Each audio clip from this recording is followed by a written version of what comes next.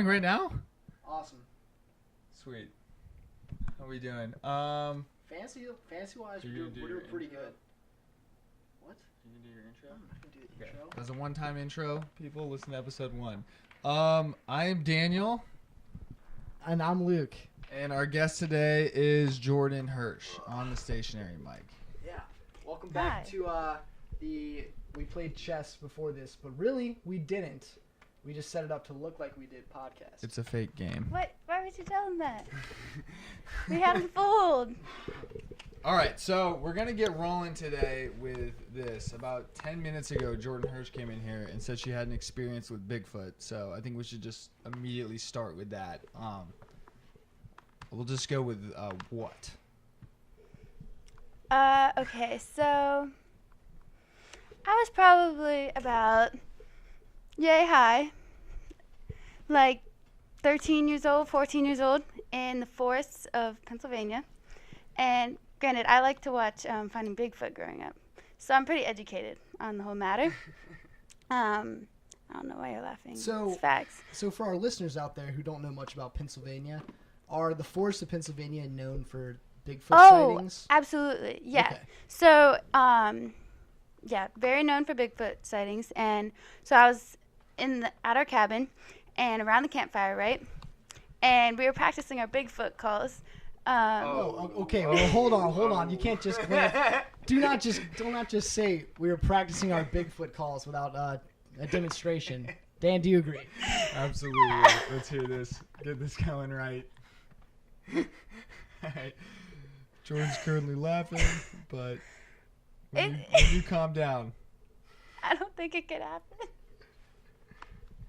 It's just kind of like a low growl, but kind of like a scream at the same time.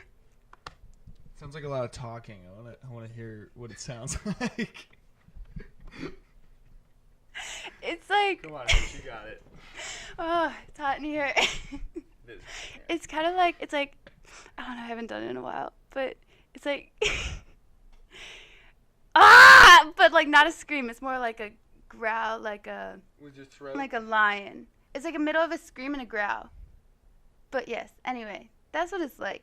So I was at the campfire, and then my sister was out on the 4-wheeler, and so we were like calling back and forth. Like she was out in the woods and you could like hear her, so we were like joking around, right? And then we did another Bigfoot call, and we turned, or in the middle of the forest, you could hear a knock. And I don't know if you've seen the show, but in the show, they'll literally like knock on trees. Like, I'm not like kidding. I know it sounds dumb, but they do. And so, before we get too far into the story, what is the purpose of a Bigfoot call? The same reason we talk. It's to find Bigfoot. To talk. It's not like a Bigfoot call. It's like Bigfoot talking to other Bigfoot. So you believe that Bigfoot not only exists, but has a language and can communicate with other Bigfoots? Just like any other animal. Not like a dog or like a human? Like a dog. Okay, so not like, there's no language. No. Okay. But kind of. But a little, okay. Like dogs, like different noises mean different things. Okay, so you heard a knock, Mm-hmm. and you believe that was Bigfoot? Absolutely. There's no one else in the forest. I didn't see Bigfoot, but I'm not okay. Like you don't understand. There's nothing in this forest. Okay, so no, we're gonna give you this one. Okay, so let's say it is Bigfoot. Further away. Yeah. Sorry. Okay, so let's say that knock was Bigfoot. You know, you're doing the Bigfoot calls, That's and not then it. that wasn't it. Mm-mm. I'll get it. A little deeper. Hold on, I'm gonna try it. Was that it? Is that good? Yes, but a little bit more scream in the background. Good, bad, ugly, all three. A happy medium. So let's say we get a Bigfoot. Right. So why would Bigfoot or Big Feet? Why would they knock? As a plural race. It's been a while since I've seen the show, but I think they knock to announce their presence. Okay. Like to other Bigfoot. Oh, okay. So they thought when you did the Bigfoot it was just call, such a realistic call, you know? Right, of course. Such a real call they think, okay, there's another Bigfoot. I'm gonna, I'm not gonna give a call back. I'll just knock and let the other Bigfoot in the area know that I'm here as well. Yeah, exactly. Wow. What is the next response once you have established that there is a Bigfoot in the woods? Do you go chasing after it? Well, I thought about it and I was like, okay, I'm around a fire, so that's probably my best bet to stay around the fire because somehow I could use the fire. I was thinking I could throw it at it somehow. It was either that or go back in the cabin. Okay. But I was like, Bigfoot can definitely open a cabin door. So you called hoping to find a Bigfoot, heard the knock, and you're like, shoot, I'm in over my head. Well, I wasn't hoping to find a Bigfoot. I was just playing with my sister because she was in the woods and we were calling back and forth. And then there was a knock. And then there was one on the other side, yeah. Do you think it could possibly have been a fallen tree? Absolutely not. Does this sound like a fallen tree? It's a fair point. It does not. I'm sounding insane. Dan, you've asked him a lot of stupid questions, all right? Clearly you don't have any experience with Bigfoot. Let me just make it clear. I am the first one to be like, you are dumb. And that is not realistic. Okay. But I was there. So, how big is a Bigfoot's foot? Per se. Let's use the measurement of inches, because let's say your average human foot's 10 inches, maybe 12, a foot. Your average foot's probably a foot long. So, what about Bigfoot? It's 3 feet. I don't know. Never seen I've one. never seen him. Wow, That's a fair point. that's true. There aren't a whole lot of recordings. We've never really met one. Transitioning out of Bigfoot, you are big on foot hygiene. Yeah, That's it's what just I've been about told. Yeah, since you didn't like when I put my foot up on the table. You told me something last year that has never left my head, and it's that an average human sweats a pint out of their feet every day. Where did you get this fact, and is it true? It's absolutely true. I cited it. I did an informational speech in my high school on foot hygiene because I was so sick of... I'm sure that was fun. Oh, it was fun for me. Well, until they started all taking their shoes off in the middle of my speech and swinging it under their desks. Oh, Lord. Wow. But this is just a growing problem, especially with this whole natural vegan movement. I feel is really just escalating the foot hygiene problem we have. Do they not wash? It's almost an epidemic. It's not that they don't wash. It's just that they have no boundaries. So, for instance, I'm all about being barefoot. Summer day, be barefoot. But there is a time and place that you wear shoes. I saw a girl walk out of Carrier with no shoes on the other day, and I was like, The other day, I was at the Bowl of Good, right? Just sitting there doing my homework. It's raining, but I'm covered, so it's really nice. This man strolls up on his bicycle, not wearing shoes. And I was like, a little strange, but you do you. He proceeds to pull out a pair of tennis shoes from his backpack and just slide those bad boys onto his wet feet with no socks. That's not comfortable to even watch. I can't imagine how it feels. And then, it's just people be putting their feet on places that people eat and touch, and it's just when your feet sweat a pint a day, you can't just be putting them dogs everywhere. It's just rude. You gotta be respectful. It's a valid point. Facts. Would you ever wear a pair of socks twice without washing it? Or is that an absolute no? Or is it does it have to be a certain, when is too long? If you put socks on for 15 minutes and then you take them off, would you put those back For on without 15 washing minutes? it? Yeah. Absolutely. So what's the cut line for you? Is it 3 hours? Well, I mean, if you put them back on and they're still wet, like you did, that's a pretty clear sign That's one of the worst feelings. that It it's is, not. right? Yeah, But, all right. So I I'll mean, play I spike ball in my bare feet and get really sweaty, and my feet will also get wet because the ground, I'm stepping in Right. puddles and the ground's wet anyways. I can't put socks back on. It's just a gross feeling with wet feet going with socks or anything, or Just putting wet socks on. It's just not ideal. Well, yeah, like there's a reason for that. Like when I'm like, okay, just trying to worship my Lord and Savior, and I look up and my man's is leading worship without shoes on. Oh, Shout out Riley. There's just there's no reasoning for that. yeah. I almost did not join university because I remember walking to the Watermelon Bash and Scott Carabas did not have shoes on, walking from the quad to the Jewel That's a House, and I classic was Scott. like, Scott is the man. If you're watching this, Scott, Yeah, sorry, you're always Scott, welcome still to be a love you. guest.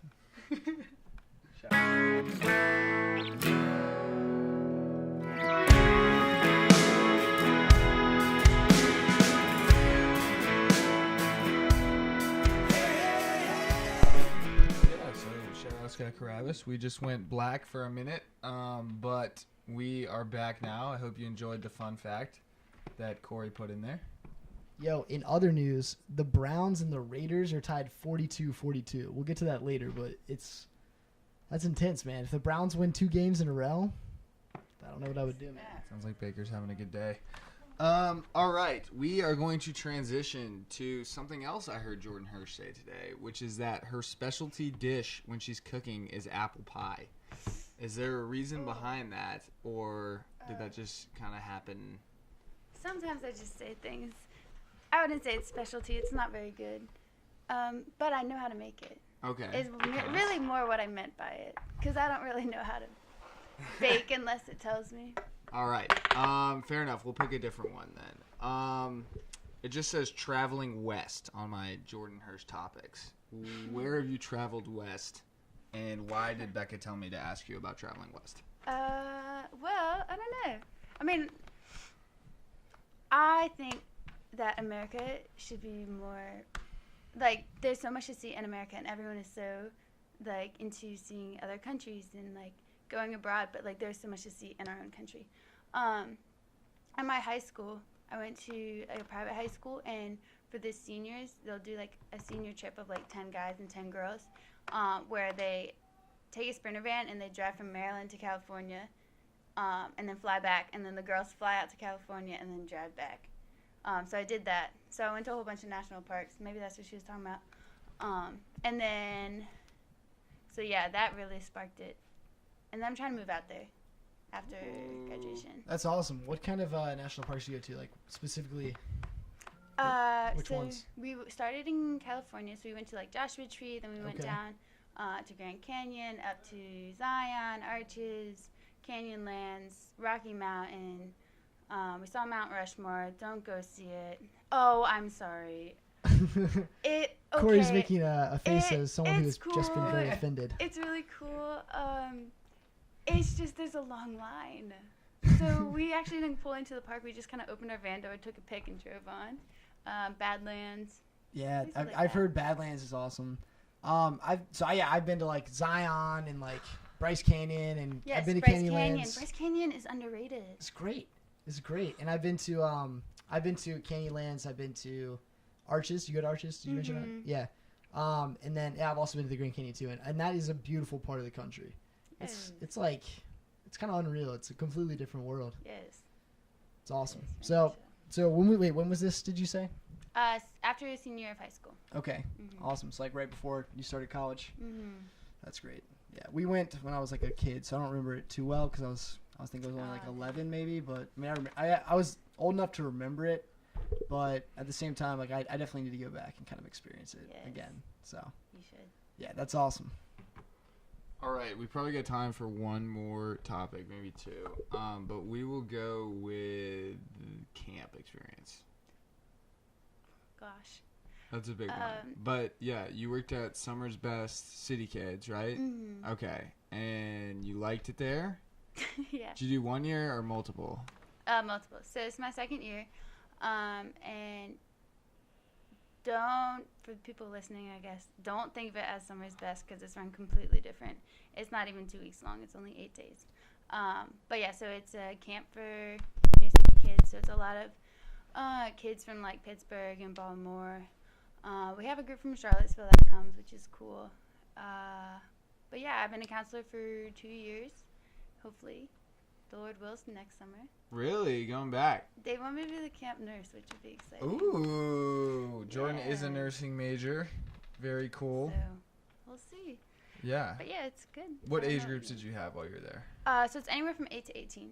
Okay, it So, switches throughout. mhm. Okay. So I've done all the age groups. I like the older girls though. So Okay.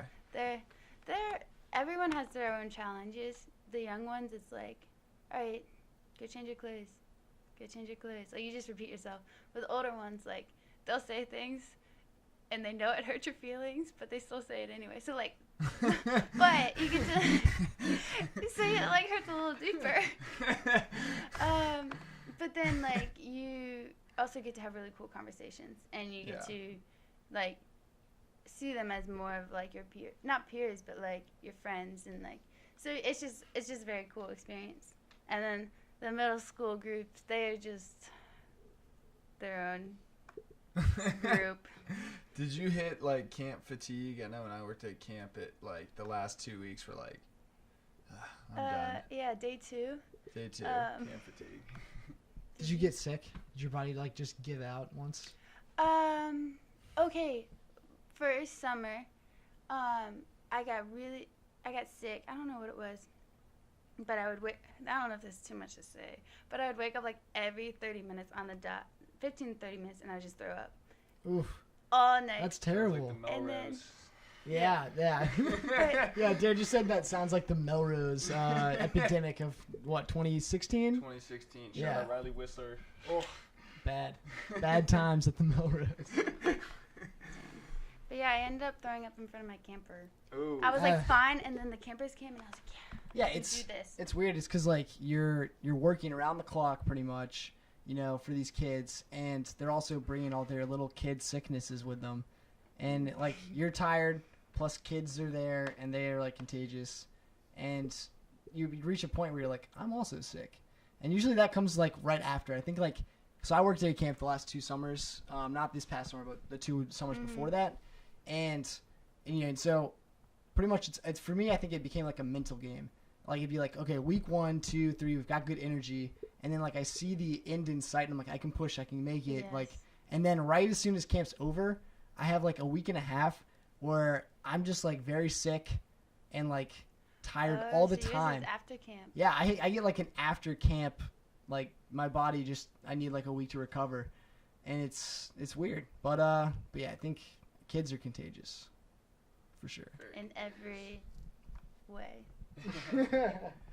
I had like a week 8 experience where it was my last day off of camp, the last time I worked there, and I literally watched Netflix from 8 a.m. to like 8 p.m. and like only stopped to get food because like I had just like poured out so much. I just like needed to like just sit and not do anything all day. And like I could never do that here. I'd feel terrible about myself. Oh my But there it was just like it felt so appropriate. Like, I watched like a full season of The Flash and just like sat there completely fine with it. But Oh my gosh. yeah, camp is a good place. I'm glad you liked it, and the nursing thing sounds good. We are going to transition now into our next kind of section, the topic of our day, which is passing down the torch. And this is the biggest stretch that we have to do. But we wanted to talk about conspiracies. And so we're going to go with how NASA has kind of passed the torch to SpaceX. And this is the part where I transition with Corey because he is our conspiracy expert. So I'm going to switch out with him for 15 minutes. Yes. Oh, this should be fun. There's the battery level. There's that. Hold that still. This is cool. Yeah. Can you hear me, Dan? Yeah, I hear a lot of popping. Yeah, don't move the cables. They're coming out of it. Okay. That connection. Don't move that because it pops. Can you not just like leave it on the A floor? lot of popping. Yeah, you could probably just set it down on the floor. There'll probably be some money. pops and I'll. There we go. Gotcha. So yeah, conspiracy theories. Everybody loves to hear about them. Some people too much. Are they real? Maybe. Probably not, but we'll see. We'll see. Corey, since you're a big conspiracy theory guy. In fact, Corey and I have been friends now for going on 3 or so years, and I know pretty well for a fact that Corey, you give him a conspiracy theory, and you say, "Man, I believe this," and he will say, "You're wrong for A, B, C, D, all the way to Z." He's got his facts down. He knows with specific theories. Let's not say any theory, because there's some that are just too good. Like You have to actually do research on the theory, which tends to be, most theories come when people don't research it. So you shouldn't argue a theory that you haven't actually researched yet. Oh, snap. Disregard Bigfoot. So let's go back to Bigfoot. Why am I here? Because this, unbeknownst to both Jordan and Corey, has turned into a debate. Jordan, give your 3 reasons why you think Bigfoot is alive and living and real. Because I've experienced him. The knocking on the knocking. Uh-huh. Yeah. I mean, what else would be a knock in the middle of the forest? Certainly not me. What? I don't know. I don't go in the woods. I think that's just enough to say it. You Okay. know? All right. So, awesome. So, would you like to live in a world where Bigfoot's real? You think that would be fun? Maybe. No. Okay. I don't want to be walking in the woods. I'm trying to see her motives. Because she I mean, okay, I don't want to say that Bigfoot. I don't say Bigfoot's real. I'm just putting out the facts of what I have experienced. Okay. And prove me wrong what that knock was. And I will say, okay, Bigfoot's not real. But based off experience, I have no choice but to believe it. Okay. Oh, Corey, what would you like to say? feel free to roast, but gently, like a marshmallow. Okay. So we're gonna lightly toast here. You heard a knock in the woods. There are animals in the woods. Any one They of don't them. knock. They can't make a fist. Woodpeckers. Frick. Yeah, exactly. It wasn't a woodpecker. Well, woodpeckers, any animal in the tree could have knocked a branch off. They hit the ground. No. I'm sorry, go ahead. Well, the thing is that there are numerous possible explanations, but you say that Bigfoot is the only possible explanation, and you are ignoring all the other more plausible explanations. Yes. Okay, so I went just as well as anyone else to say he's not real, because I don't want to be walking in the woods and having to think about that. But I spent a good amount of time in the woods, and I have not heard anything like that before. Well, there have been times I've heard a noise that I had never heard before, but my first thought wasn't it. The only possible explanation is it's Bigfoot. Do you watch Finding Bigfoot? What? Do you watch Finding Bigfoot? It was No, spot do your research. Boom roasted.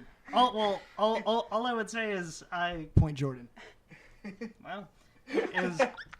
I've seen the promos for those shows, and every single one it makes it seem like, oh, we found the evidence for Bigfoot. Okay, don't listen and to no the one promos. And they've never found Okay, the yeah. evidence for Bigfoot. The show is trash. I'll give you that. So then why are you using it as Okay.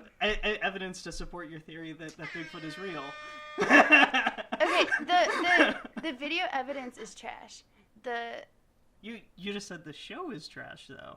Okay, but the explanation behind it is not. Hold on. I'm gonna display a piece of evidence hate debate. for our visual listeners out there. Is it the noise? No. Oh. It's not the noise. That was definitely a woodpecker. I'm gonna Wait, no. I'm gonna submit.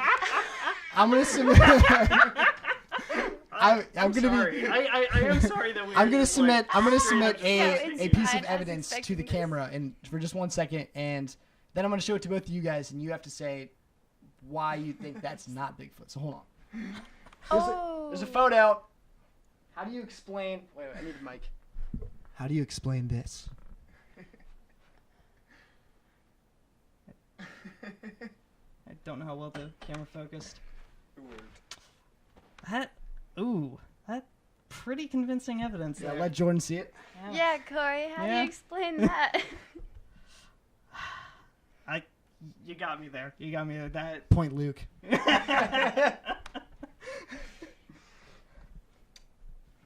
Let's talk about other conspiracy theories, though. So yeah, Bigfoot. Maybe it's not even a conspiracy theory. That's more of a myth. You know. Yeah. I would say no. It is a myth because it's no. You can't. No one's ever captured one. It's like unicorns or the Loch Ness monster or the abominable snowman. Nessie's real. Okay. Well, Loch Ness Monster or Chessie, the Chesapeake Monster. And would it actually be a conspiracy theory? Like, are people trying to hide the existence? Right. Yeah, that's what I'm saying. It's Yeah. not. It's not a conspiracy theory because it's not like the I don't government like is. talking about stuff like The this. government. It makes me scared at night. I lay in my bed. Okay. So let's move on to a different conspiracy theory. Ready? We'll let Corey choose it, and we can all discuss. So this is no longer debate. The debate ended with Corey 1 point for saying that it was probably a woodpecker. That made the Well, mountain. Technically, you were the I've one who heard brought up that. woodpeckers. I've heard billions of My. woodpeckers. Yeah. Okay, so fine. We'll end it in a tie because Three-way tie, because you 'Cause got a it- point in there too. yeah, well yeah, 3-way tie. Dan But lost. really my point was worth a little more, so I won. But that's not important. That's not the point of the show. The point of the show Life's is a to talk. competition. So let's talk about a different conspiracy theory. I don't really know too many of them, but let's ask Corey. What conspiracy theory would you like to talk about? That, yeah, let's go with you. You have 10 minutes. Okay. We brought up like space, like passing the torch with SpaceX and stuff like that. Oh, So- facts. What? Go ahead. No, what I just said facts because I forgot about that. Yeah.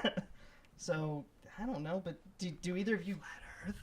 Are aliens real? That's The not even Earth is worth debating. definitely Wait, flat. all right, so wait, is space real? Is that what you're trying Okay. to say? What? Like, how is space a conspiracy theory? Well, there are people who say that space isn't real because there's Also, how do we know that the Earth's not flat? what? How do we know that the Earth's not flat if our shoes are like this and not this? Because we've seen pictures.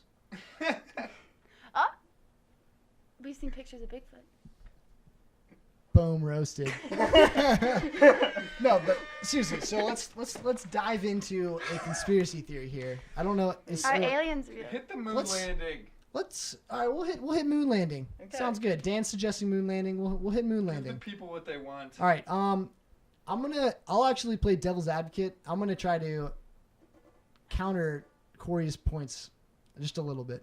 Well, actually, can you since I'm arguing from the established position, you need to counter argue. No, that's not how we're gonna do things, Corey. I'm sorry. Before we start, We're this, gonna pretend like you're the crazy one. Can we just say what this is? Conspiracy is? Oh yeah, no, the moon landing. So the moon landing was fake. is the conspiracy theory. Oh, that they never actually landed on the moon?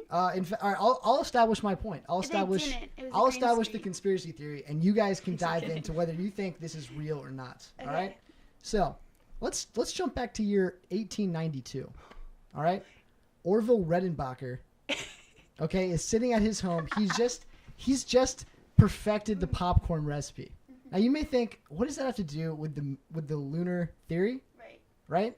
Very much so. Almost nothing, but just wait because it gets weird. So, having established his company, which is Orville Redenbacher, he went name brand, classy move, Orville. For all of our Orville Redenbacher fans out there, please hit F in the chats to pay respects. So Orville Redenbacher, he starts his popcorn company. He's snacking every day, trying to perfect the recipe. He's finally got it. Takes his company public. It's a big success. But guess who works for Orville Redenbacher? Any guesses? No. Jordan, any guesses? Not Neil Armstrong, but Louis Armstrong. No. No, you both are actually incorrect. Joseph Stalin. Okay, Joseph Stalin works for Orville Redenbacher. Now, the year's no longer 1892. That was when the company started for Orville Redenbacher. Well, this is probably around 1920s maybe. A little bit later, company is now a big hit.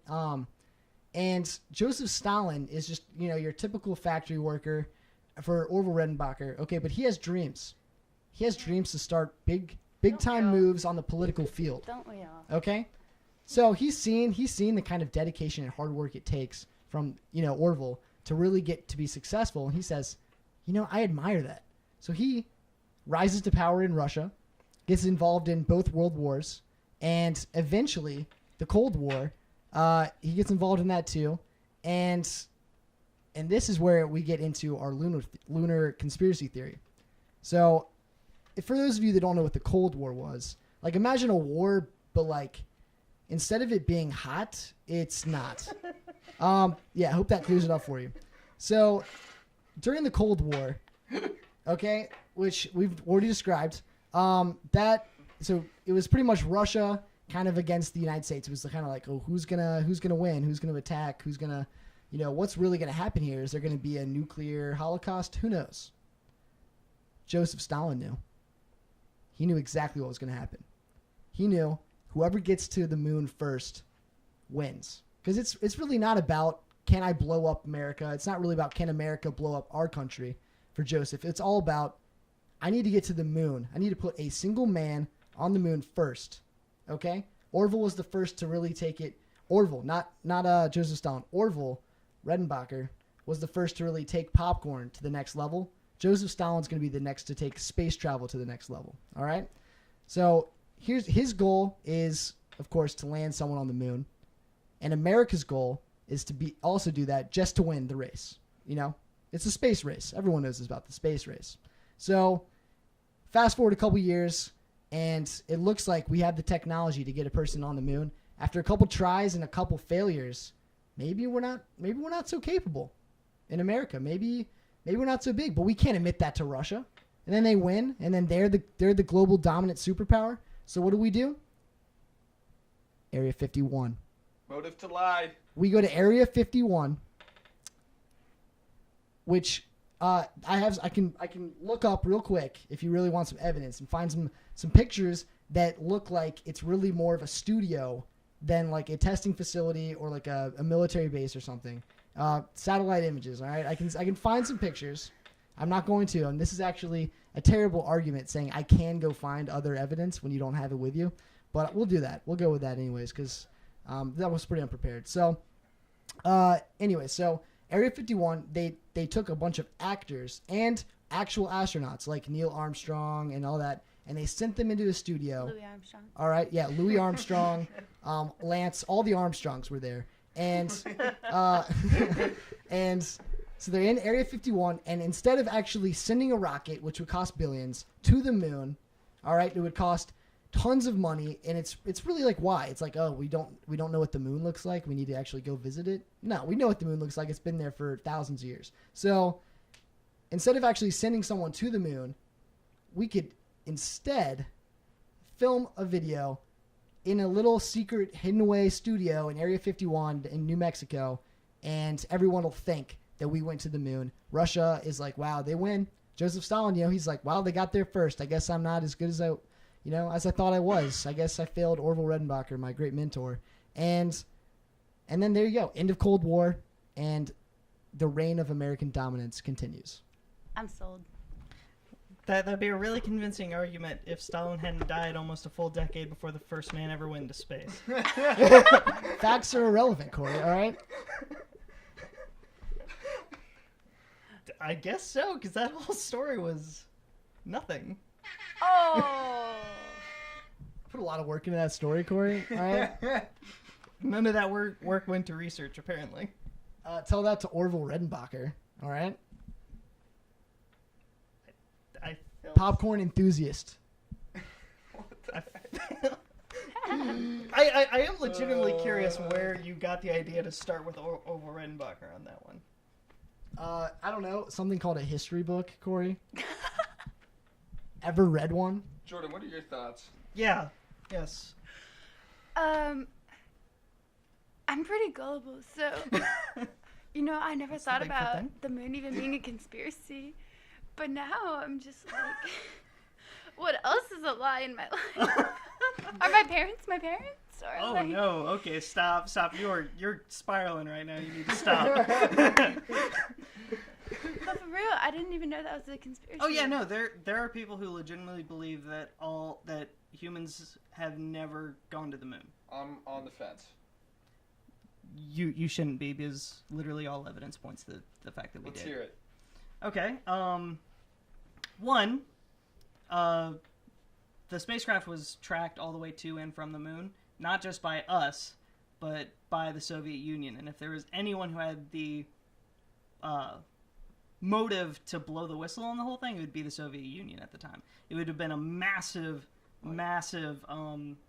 propaganda win for them. Just like, hey, look, your government is lying to you. Here's the proof. That's definitely the best point that's been made in the 30 minutes of recording here.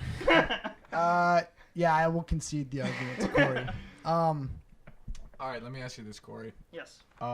Radiation in space, right? They can't even like get cameras up there. All right, he reached his hand out. He knows where I was going with this. Yeah, you're talking about the Van Allen radiation belts that surround the Earth. Yes. Yes, of course. You don't want to hang out in the middle of them because it will kill you. Well, yeah.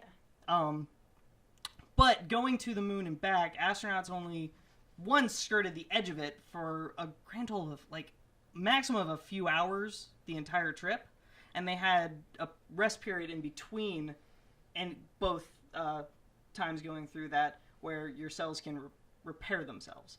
And actually, astronauts even now do technically go through the Van Allen radiation belt. There's a it's called the South Atlantic Anomaly, I think, where the radiation belt is close enough to the Earth that the International Space Station travels through it once every couple orbits. And they're exposed to about the same amount of radiation that the astronauts going to the moon would have been exposed to. And What they're about not the dead. cameras? Would they survive through that? Have you seen pictures from the moon? There's a video, right? The camera survived. Do you think it's possible that they I- went and then they filmed separately? No. Okay. The footage from the moon shows all the hallmarks of being shot in a low gravity environment, which is not something you can fake, at least not for the amount of time that we see the footage going. There are humans that have like the mass of being 200 pounds or whatever it was with the suit on. They have the mass and the momentum of that, but they are only experiencing the pull of gravity 1/6 that we are. So they'll like move, and the momentum will carry them a lot further than what happens on Earth, because they have the mass, but they don't have the gravitational pull anymore. And as no one has been able to show how you could possibly fake that for the amount of time that we see it happen. All right, our conclusion is that the lunar landings were not faked; that they actually happened, as according to history. Wow. And Bigfoot. Oh, Yeah, Bigfoot that's is a big real. that's a big win for America, honestly. You know what?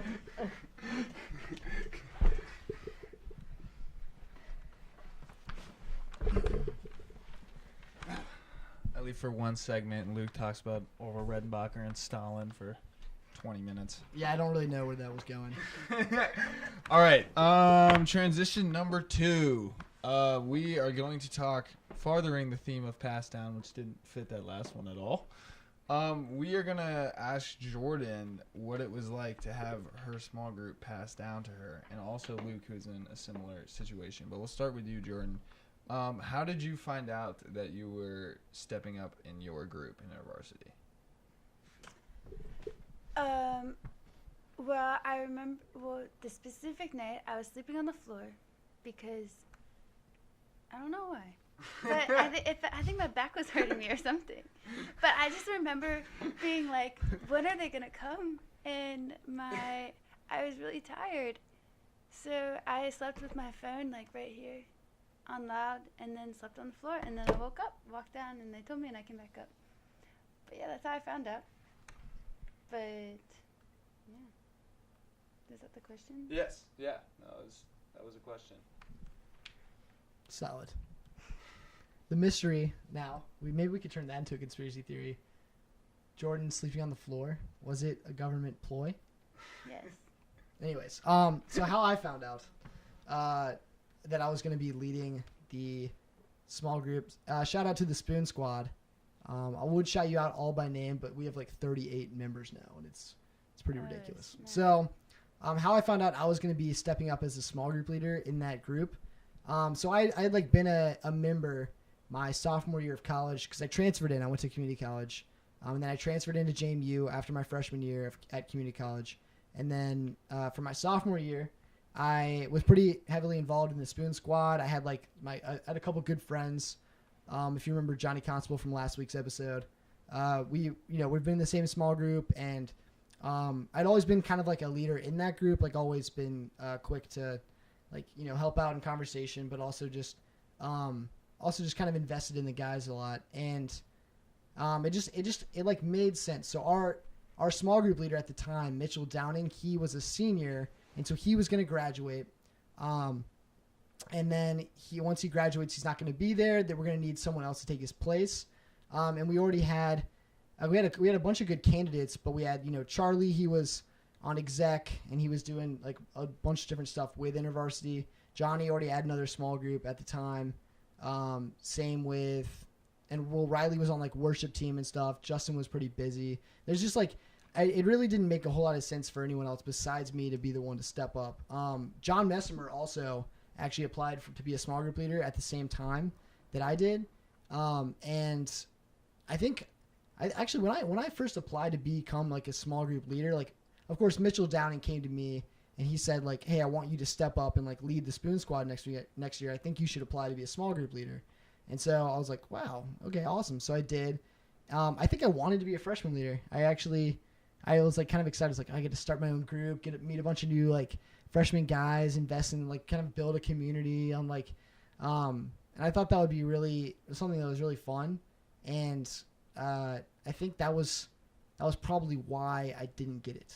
That's probably why that John became the freshman small group leader and I didn't, is because my entire motive for wanting to become a freshman small group leader was to just have fun with it and just be like, oh, that sounds fun. That sounds like a good time. It sounds like something I maybe would naturally be good at.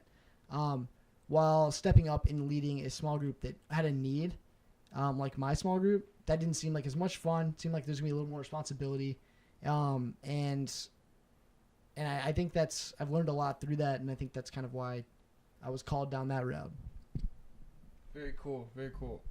Jordan, when you applied, did you think you were going to be a freshman leader at all, or did you know it was kind of for your group? I definitely felt more of a draw to my own group, but like I was open. I wasn't going to be upset either way. Okay. And you are one of the rare situations where you get to lead your group with a co, right? Because Misha leads with you. How has that kind of been? Is it nice to have a co going into that situation where you both step up, or was it like a weird transition? Well, we kind of have a unique situation because of everything with Misha's health. Okay. So yeah, initially, Misha and I were coached and like went to chapter camp, all that jazz, and then like 2 weeks into school, she probably got sick, and wasn't around. Was probably there for like total of like maybe 5 small groups all year. So it was kind of like being like in the mindset of like, okay, if I step up if I get chosen to step up in the OGRP, like then I'll probably be myself. And then being like, oh, just kidding, I have a co. And then being like, okay, just kidding, you don't. And then like learning how to lead in that, and then having Misha back for a little bit and being like, okay, what does it look like to lead now with another person? And then like starting to feel like you're figuring it out, and then she got sick again. So it was just kind of like a whirlwind. Mm-hmm. It's very tough for Misha, obviously last year, and this year as well. But like it was very tough on our small group as well. Mm-hmm. But yeah, it's nice having her back. It's awesome. It's good. She brings a whole nother perspective. I mean, if you know Misha, you know she brings another perspective. But it's very cool because we think completely differently. So Yeah, no, that it's probably. I definitely like having a co. With my freshmen especially, it'd be tough to like kind of chase everyone down, and I'm sure it's nice. This one for both of you, like, do you think like the group got deeper in some ways when it was kind of led by someone who I guess was formerly a peer and then is like kind of like an in-between leader and peer, or is it like, was it like a weird transition section, kind of, not necessarily with your co, but like with your everyone else? The rest of the group. Yeah, I would say I think it was definitely a different dynamic. I think the one thing I was really worried about was like when I became a leader from people that I was just a member with, that they like really wouldn't respect or like see me as having any authority. And it's not like you really have like authority as the small group leader, but it's just like kind of like you're in charge of making sure that this community prospers. And I think that was the one thing I was kind of like worried that they wouldn't really care about the lessons. They'd just be kind of like, oh, it's just Luke, you know, he's just one of us. And it's just not, it wouldn't feel the same, and that dynamic would definitely be weird, but it wasn't. I think I was surprised by how much respect the guys already had for me. And I'm glad you can relate to that. And I think well, I took like a big effort at the beginning of last year, which was my first year of small group leading, to make it like a very like open place. So I shared my testimony with like in like very, very like good detail, like the first week, and people really never, like, a lot of people hadn't really heard that story from me. I know like a couple of people had, because they had worked at camp with me, and I also shared my testimony, and I'd also had told them many times, my close friends, but some people in the group didn't really know a lot of that about me, and they were able to see that act of vulnerability as like a step towards them being more vulnerable. They could see that as like, oh, he was more vulnerable, and look, no one was like, oh, what a weirdo. I can be more vulnerable. I can be a little more open about myself. And I think through like establishing that sort of like theme of vulnerability, at least for the first couple weeks, I think that at least that first semester we were a lot deeper with each other. We felt closer. I think also because when you take this small group like into your own hands, and I feel like it really has been in our own hands. It's not like it's just been kind of like, it was in Mitchell's hands and we were all the members, and now it's in my hands and they're still all the members. It's kind of like, I feel like I'm right next to them in this kind of small group, and a lot of them are also small group leaders in other groups. So yeah, it doesn't feel like I'm talking down to them, you know, or I'm leading down to them. It feels more of like we're alongside each other and we're kind of just brothers in this, even though I'm the leader. And I think it's made it a deeper experience. What do you think, Jordan? Yeah, it still weirds me out, to be honest. Like, it's my second year leading, and it's still like weird to be just such good friends with them and like to be the leader, especially because you'll be like hanging, like before small group starts, you're just like chilling, hanging out, and then it's like all of a sudden it like starts, and you're like, all right, guys, like it's just weird. It was definitely a weird transition at first. I forgot like that I was the leader, and like things would get quiet, and they would all look at me, and I'm like, oh frick, right. But I definitely agree with Luke on the whole, just like getting respect from people. I felt a lot of shame for the majority of last year, just about not having that much time to invest in my girls. And whenever I brought that up with them, I was just like overwhelmed with like how much they like rebuked the lie, and like was just like, we have never thought that. Like, if anything, we are so blessed at how much you invest in us, and like how much you invest in our community and in who we are. And I'm like, so it's very cool to have that support alongside of you, because that's something like, as when you lead freshmen, I don't think, it's not that they wouldn't, they just don't understand.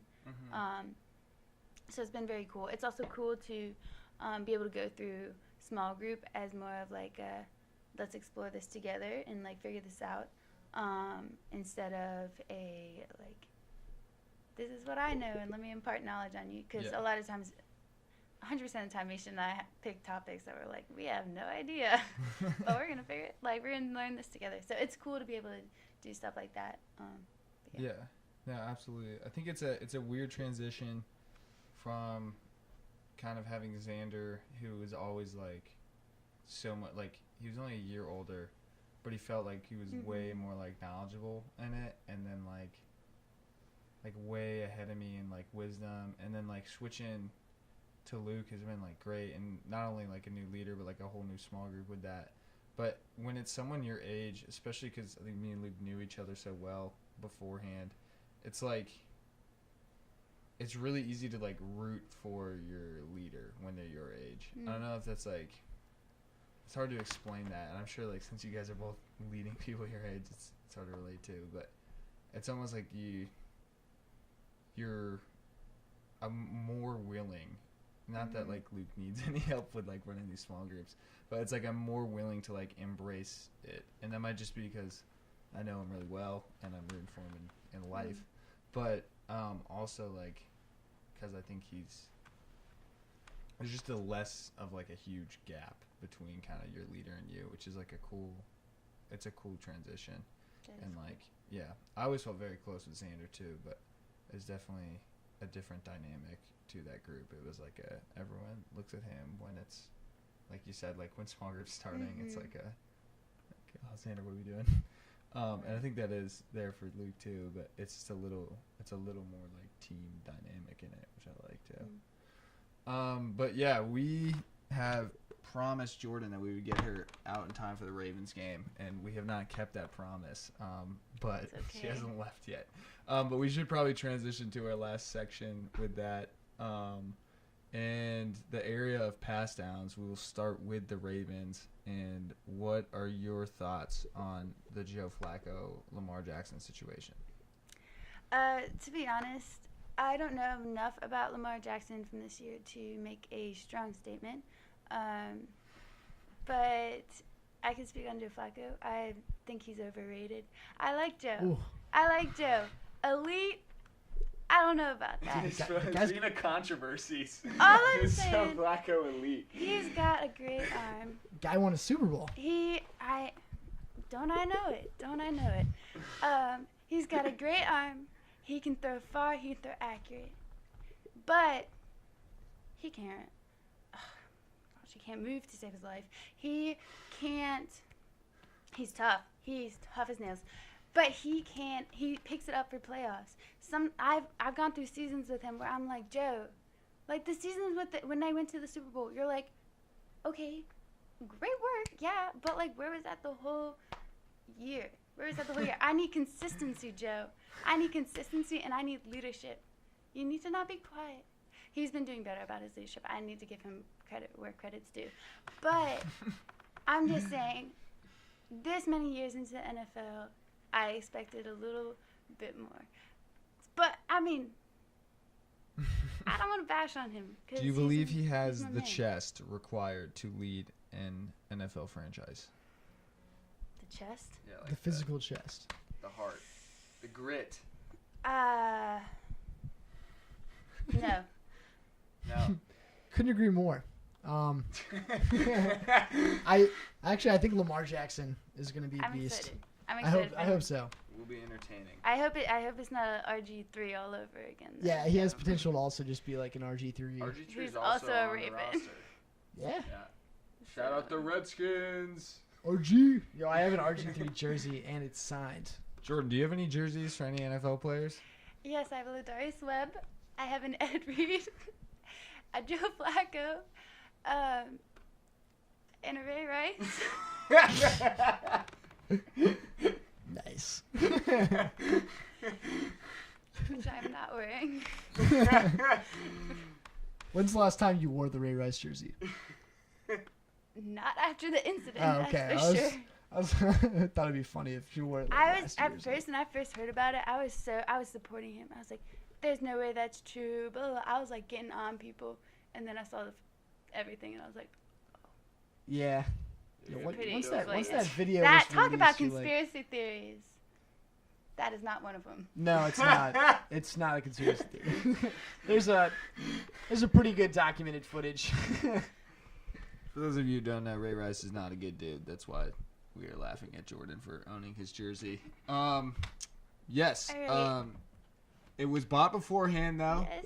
Jordan's He innocent. was the reason I got into football. Oh, and Not the reason you got out of it, though. You're still invested, so that's Not as much that's good. anymore. He did at more the good than harm. age. For, I guess. I don't know. Not a fan of Ray Rice. But the other topic that we are bringing up, Luke wants to introduce.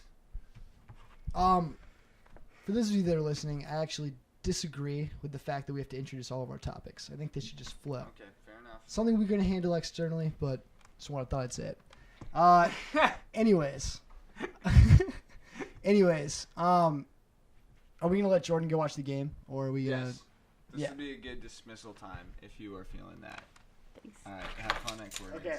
Tell everyone Thank we you. said hi. Bye, Jordan. For your time. Thanks for We'll having let me. you know when it gets released. I'm going to take the stationary mic. Good call. All right, Good see call. you, Jordan. Bye, thanks.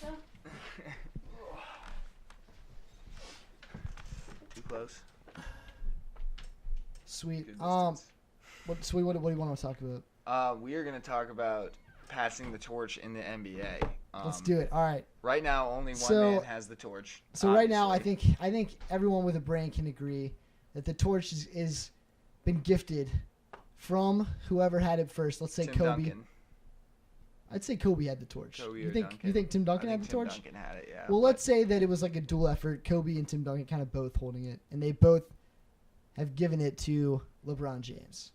No dispute.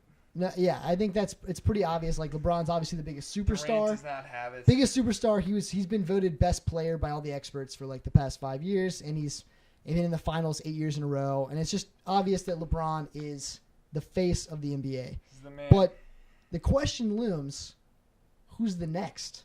Now, many people have thought like, oh, Steph. It's gonna be Steph Curry. I mean, that has potential, but does it?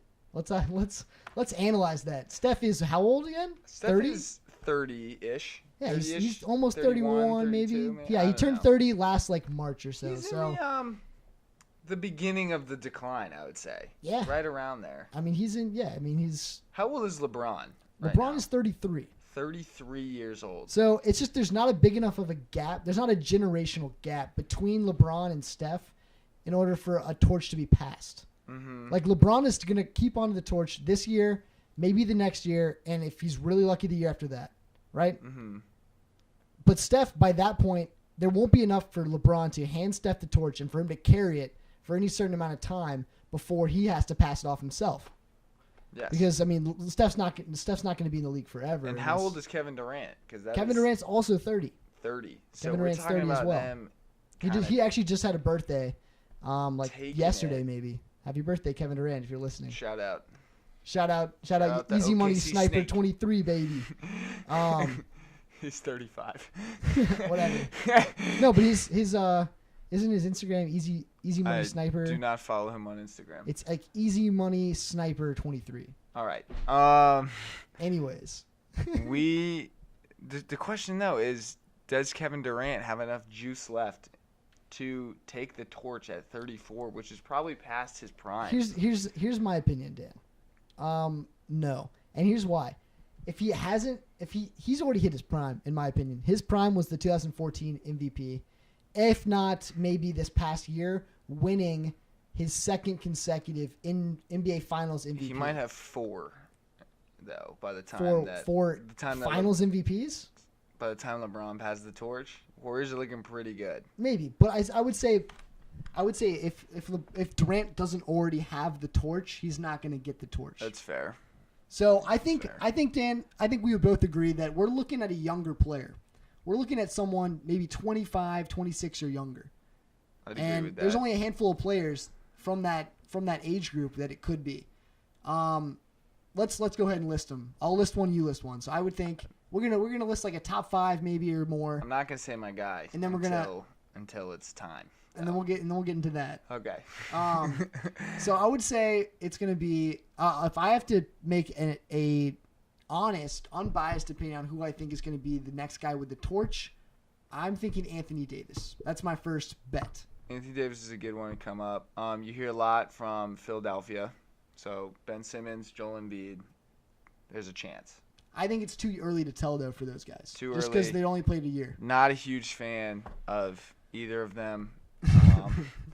Might be biased. I think Simmons is a little overhyped. Man can't shoot. He's got the range of Wilt Chamberlain.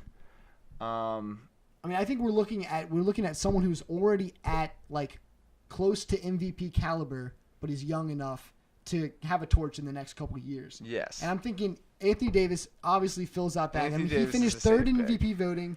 He's projected to maybe finish second this year. He's a beast, and he's young enough to have an impact on the league after LeBron and Kevin Durant and Steph Curry are passed. The doubt with Anthony Davis comes with, can a big man really run the league again?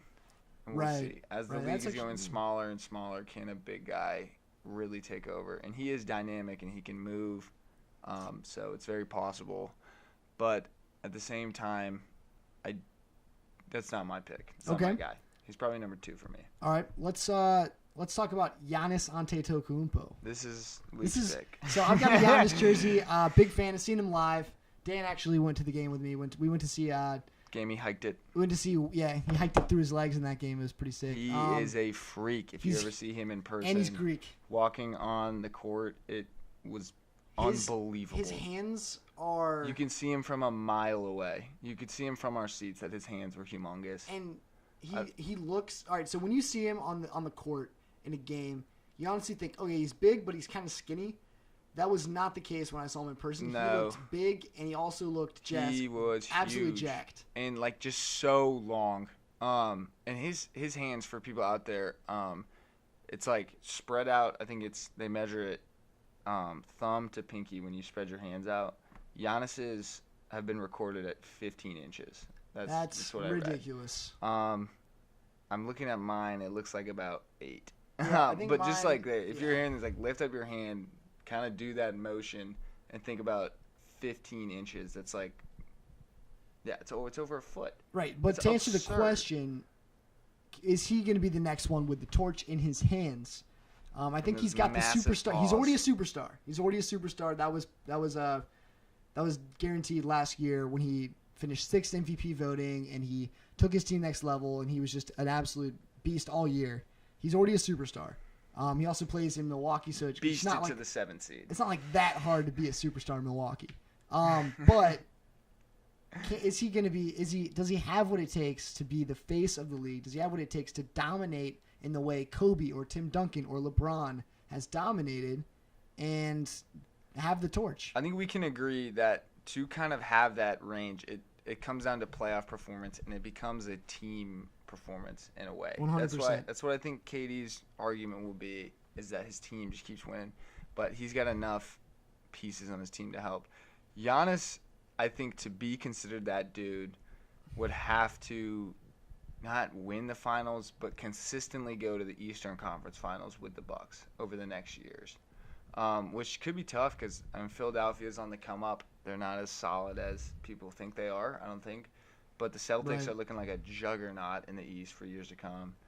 Raptors probably will still be around in a couple years as long as Kawhi stays. And if Giannis ever does manage to win a championship, that's huge. That's huge for him because 'cause he doesn't have a ton of help. The last time Milwaukee won a championship was when Kareem Abdul-Jabbar was on them. the Bucks And are struggling. that was in the 70s, I'm pretty sure. I actually could be wrong about that, but that's what I think. And, yeah, if Giannis could manage to even make it to the finals, or at least just pass, like, the first round, that's a good step into It's kind of what It's a- LeBron did. into becoming a dominant superstar. Because we've got superstars. You know, we've got your Damian Lillards, but is Damian Lillard a dominant superstar? No. Not at all. No. No. Love Neither is Dame Dollar, neither but is no. DeMar DeRozan. And honestly, for the past couple years, neither is Kawhi Leonard. But injuries have not helped his case. Injuries have not helped his case. Yeah, but what I will about- say is what about- LeBron early in his career went to the finals with no help, and that kind of established him as like, oh shoot, this kid might be the best. Right. And then he took some years off where he didn't do much in the But he was playoffs. still winning MVP titles, and he was still All-Star MVP titles and All-Star MVP and And All-Star then once appearances. he started teaming up and actually getting to the finals, it was like, oh, of course he's the best now. Yeah, and he now hasn't not he been to hasn't- the finals since Yeah, when I was 13. he hasn't relented at all. Yeah. So, all right. So we talked about Anthony Davis, talked about Giannis, talked about maybe Ben Simmons and Joel Embiid, but I'm not honestly not too confident. Not high We just on haven't seen enough. There's only 1 year. Sure, Ben Simmons won Rookie of the Year, which is a good start, Don't get swept but so by did the Malcolm Celtics. Brogdon. He's not in this Yeah. conversation. So Don't lose in 5 to the Celtics without their best 2 players. right. So what about like So that- Kyrie Irving? Kyrie Irving's only Kyrie- 26. Kyrie is 26. My thing with Kyrie is the defense. Well, I think he could be the best scorer in the league in a few years, and on a Okay. team that is dominant, he I mean, I can is. see him winning a championship sometime in the next couple years. He could. And he's already won Um, one. He's already has a championship under his name. He does have one and a big time shot in it. Yes. But my complaint with that is that one is guards tend to fall off a little in the playoffs, and even Curry is traditionally worse in the playoffs than Yeah. in the regular season. I haven't seen a guard-driven team make it far, not off the top of my head, Since like Jordan or Kobe. yeah, and even then they were a little bigger than Kyrie. Well, even with Kobe, I mean, they still had like Gasol. they had You know, they had a I mean, presence. they had like this big in the presence. post.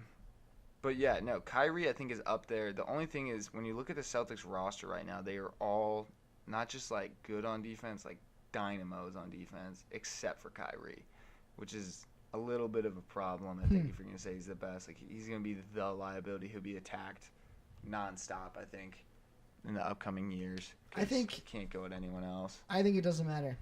You I think, think- people just go off the score? I think his defense is not terrible. His defense is obviously needs improvement, but I think that is not a big enough of a factor to take away. If he wins championships, if he wins Finals MVPs, if he wins like an MVP award, and if he consistently puts up record maybe puts up 28, 29 up there in that scoring title area of numbers every year, then I think he will have the torch. I think honestly that makes a lot of sense. Kyrie up there winning championships. I can't think of too many other people that would My have the pick, torch. which All right, we let's- have put off for a while, but I think the suspense is big enough. My pick is a young blood named Jason Tatum, coming out of Duke, playing high school ball 2 years ago, worrying about state championships and prom. Comes out, drops 18 and a half in the playoffs, leads the Celtics without their 2 best players to the Eastern Conference Finals in a Game 7 against LeBron, and bangs on LeBron's face in Game 7. Didn't get the job done in the end, but the kid is 19. He's 20 now. I think in 3 years, that kid is going to be ridiculous. I think he's got a lot of potential. He looks like a beast athlete. He's earned my respect for sure with just the way he played in the playoffs. Didn't earn my respect a whole lot throughout the regular season, but I think he really just kind of came into his final form. Not his final form, but he went beast mode in the playoffs. And he's earned my respect. I think that he is definitely a candidate for a future torch holder.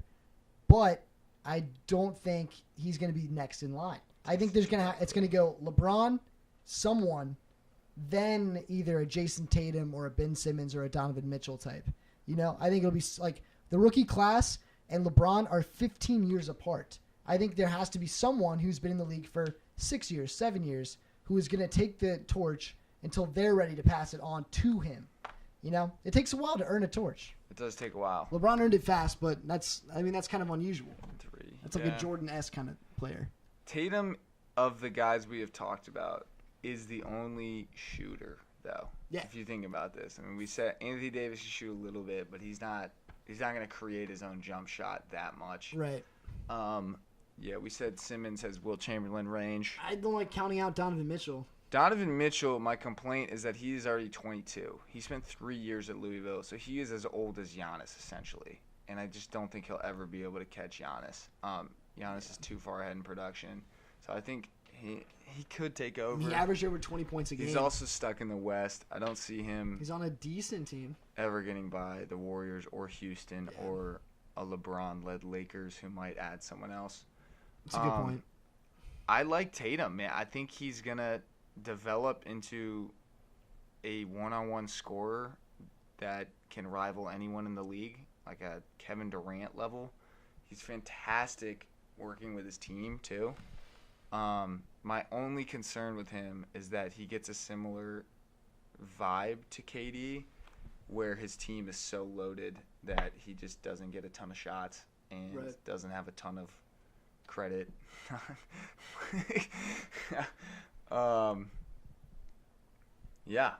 But that is my pick. Luke's is Giannis's. My pick is not Giannis. My pick is I Anthony changed Davis? it to Kyrie.